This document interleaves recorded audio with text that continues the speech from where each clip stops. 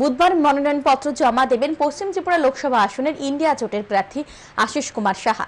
রাজধানীর রবীন্দ্র শতবার্ষিকী ভবনের সামনে থেকে তিনি সুবিশাল র্যালি করে মনোনয়নপত্র জমা দিতে যাবেন।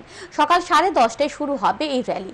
র্যালিতে উপস্থিত থাকবেন সর্বভারতীয় কংগ্রেস নেতৃত্ব তথা যুব আইকন কানাইয়া কুমার। মঙ্গলবার প্রদেশ কংগ্রেস ভবনে সাংবাদিক সম্মেলন করে এই সংবাদ জানান কংগ্রেস বিধায়ক সুদীপ রায় বর্মন। তিনি আরও জানান, রবীন্দ্র ভবন প্রাঙ্গণ থেকে শুরু হওয়া র্যালি রাজধানীর অবলা চৌমুহনীতে গিয়ে শেষ হবে। সেখানে হবে সভা। সভায় প্রধান বক্তা হিসেবে উপস্থিত থাকবেন কানহাইয়া কুমার।